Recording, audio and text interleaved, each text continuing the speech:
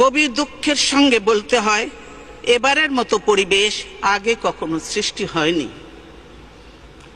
সংসদ মেঠো বক্তৃতার জায়গা নয়, কিন্তু এবার গোড়া থেকেই এই সংসদে যে ভঙ্গি ও ভাষা ব্যবহার শুরু হয়েছে তা আমাদের জন্য চরম লজ্জার বিষয়।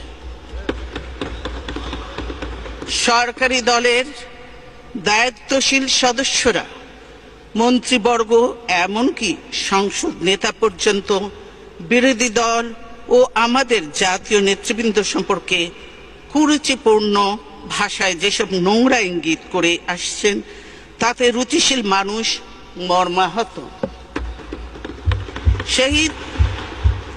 শহীদ প্রেসিডেন্ট জিয়াউর রহমানের আমার পরিবারের সদস্যদের এবং বিরোধী দলের নেতাদের সম্পর্কে যেসব উক্তি করা হয়েছে তা শোনারও অযোগ্য। এ ধরনের বক্তব্য শুনে আমরা অভ্যস্ত নই।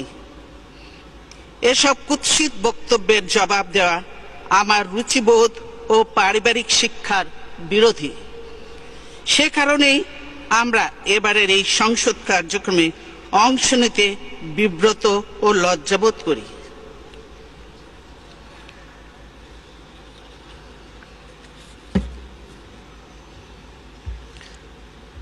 আমরা তাদেরকে শুধু একটি কথা বলতে চাই, অনেক সময় নীরবতা ও উপেক্ষাই হচ্ছে নোংরামির উৎকৃষ্ট জবাব।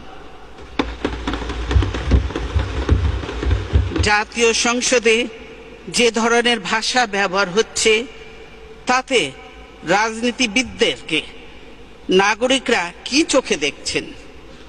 নতুন প্রজন্ম আমাদের কাছ থেকে কি শিখছে এবং তরুণ সংসদ সদস্যরা কি ধরনের ভাষায় কথা বলতে উৎসাহী হচ্ছেন সেটা আমাদের তলিয়ে দেখা দরকার।